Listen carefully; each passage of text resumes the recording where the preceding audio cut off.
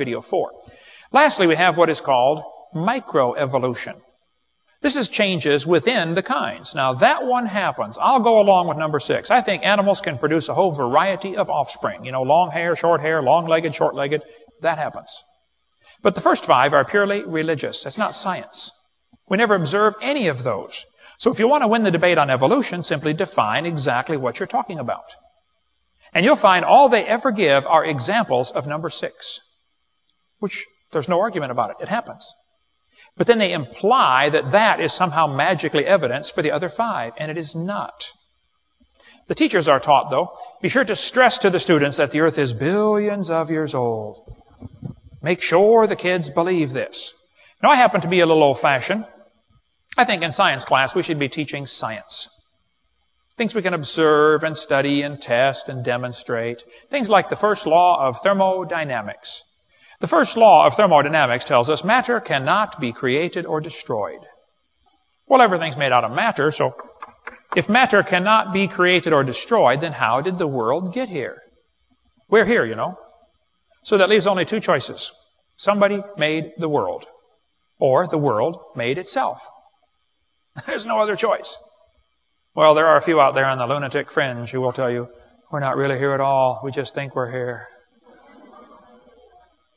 Okay, you can forget about those folks, all right? We're here.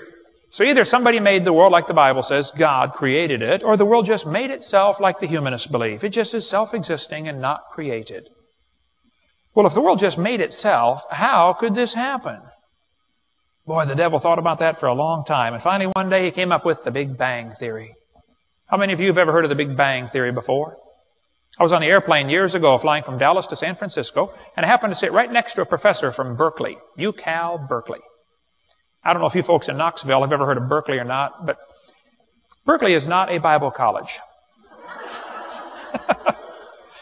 So here I was on the airplane about that far away from this guy, and we started talking about creation and evolution.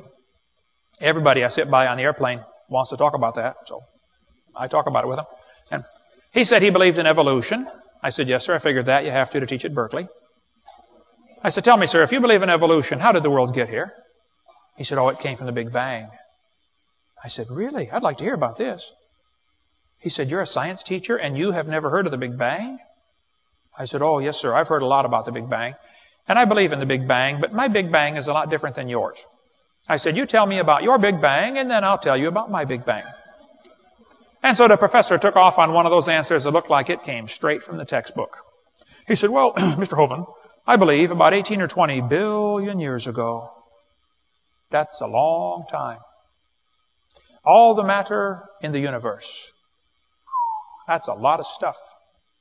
By the way, the word universe comes from 2 Latin words, uni, which means single, and verse, which means a spoken sentence. Did you know we live in a single spoken sentence? God said, let there be. Now that'll preach, man. There's a sermon in there someplace right there, okay?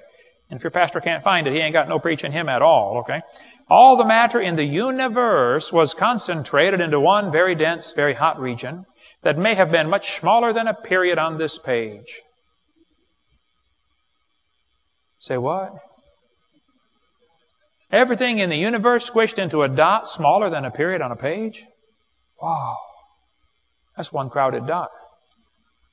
And heavy, too. And it ain't the first time it happened, boys and girls. This textbook says, someday after many billions of years, all the matter and energy will once again be packed into a small area, no larger than the period at the end of this sentence. Then another Big Bang will occur. It happens every 80 to 100 billion years. Can you believe they cut down a tree to print that? Where's Al Gore when you need him? That's what I want to know. Yeah. And why did you guys send Al Gore to Washington? You had him here, you know. But no. This textbook author was brilliant. I could not believe how smart this guy was. He said, boys and girls, nothing really means nothing. You have to be at least that smart to write a book.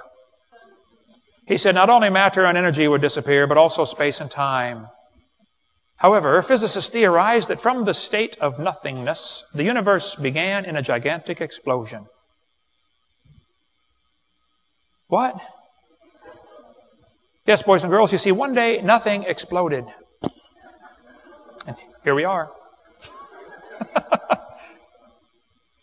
We could spend 3 days talking about the Big Bang Theory. They used to say the thing that exploded was a few light years in diameter. Then they said, oh no, it's only 275 million miles. And they said, oh no, it's only 71 million miles. They keep getting it smaller, and now they're saying nothing exploded. Wow, Discover magazine here a couple years ago said, where did everything come from?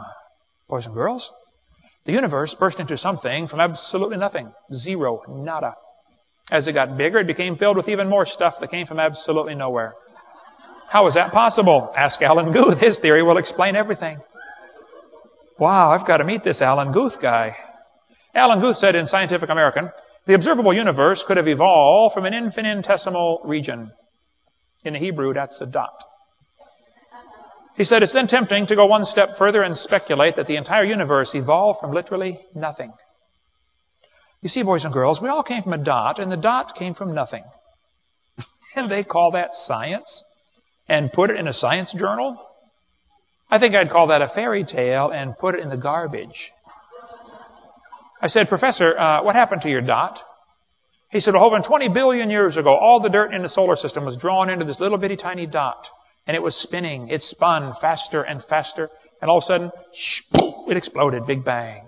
And the pieces that flew off became galaxies and sun, moon, stars. And here we are, people, nothing but stardust. I said, sir, can I ask you a couple of questions, please? He said, sure. What do you want to know? We got a 3-hour flight sitting that far away from each other on the airplane. And I said, well, sir, I got a question. You said 20 billion years ago, all the dirt got together for the big squish and the big spin and the big bang. Where did all the dirt come from? Who made matter? He said, we don't know that for sure.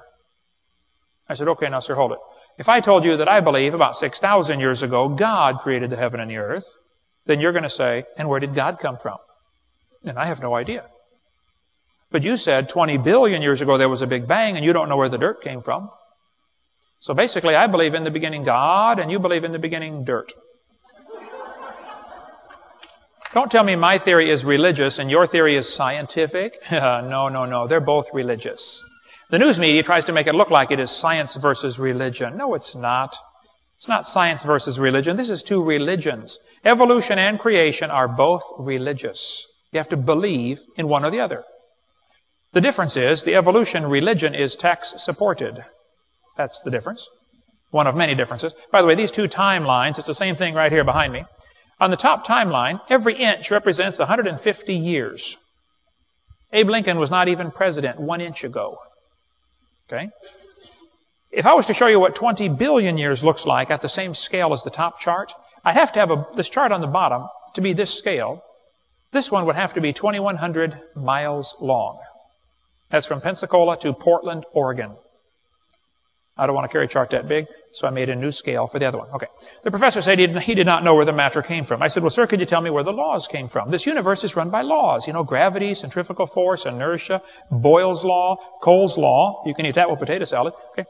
There's all kinds of laws in the universe. Where did the laws come from? And by the way, why aren't the laws still evolving? Do you ever think about that? I mean, why is gravity always the same? Why don't you weigh 10 pounds more one day? You say, well, I do. Well, that's for different reasons, okay? But where did the energy come from anyway, huh? Who bought the gas to run this machine? The professor said, we don't know any of those things. I said, sir, could I ask you another question? He said, sure. What else would you like to know? Else? What do you mean else? You haven't told me nothing yet. I said, sir, does Berkeley have a merry-go-round?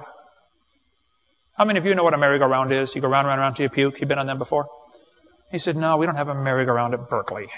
I said, you really ought to get one. You could learn some good science on a merry-go-round. If you put some fourth graders on there, any fourth graders in here, last year or next year, fourth graders? I know it's summertime here. All right, I like fourth graders. I spent the best 5 years of my life in the fourth grade. That's before they diagnosed ADD. By the time my brother was in fourth grade, we all knew what he was going to be when he got out of high school. 32. Well, we're going to put some fourth graders on the merry-go-round and get the high school football team out there to get it spinning clockwise as fast as it will possibly go. Now, if you have a digital watch, you may not know what clockwise means. I'll tell you later. We're going to spin the merry-go-round clockwise. The kids are going to go through 4 phases. They start off in phase 1. They're screaming at the football players, come on, let's go, faster, faster. Can't you go any faster? You get up around 30 miles an hour, the kids enter phase 2, where they stop screaming. They just quietly concentrate on trying to hang on for dear life. You get up around 30 miles an hour, the kids enter phase 60 miles an hour. They enter phase 3, where they start screaming again. But now they're screaming, stop, stop, please slow down. Don't stop, though. Keep going faster and faster. When you get to about 100 miles an hour, you should enter phase 4. That's where the kids begin to fly off the merry-go-round. Now, when this happens, you will notice a very interesting phenomena of physics. If the merry-go-round is going clockwise, when the kid flies off, the kid will be spinning clockwise until he encounters resistance, like a tree or a pole. That's because of a law in physics known as the conservation of angular momentum. See, if a spinning object breaks apart, the pieces that fly off are going to spin the same direction because the outside's moving faster than the inside. And we could talk all day about the conservation laws if you'd like, but the professor said, yes, I know about the conservation laws. I said, well, good, sir. Then let me ask you a question. If the universe began as a spinning dot, like you said, why do 2 planets spin backwards and probably 3? He got real quiet, puzzled look on his face. I said, sir, why do 8 out of 91 known moons spin backwards? Why do Jupiter, Saturn, and Neptune have moons going both directions at the same time? Why is the sun 98% hydrogen and helium, but the other planets are less than 1% hydrogen and helium? And why are these 9 planets so different from each other? If it all came from a big bang, I mean, why are they all so different? Very different compositions. And why do some whole galaxies spin backwards? CNN did an article, Goofy Galaxy spins in wrong direction. I said, sir, why are these things going backwards? He said, I don't know. Why do you think they're going backwards? I was hoping he was going to ask that. I said, sir, it's real simple. You see, in the beginning, God created the heaven and the earth, and God did it that way on purpose just to make the Big Bang Theory look stupid.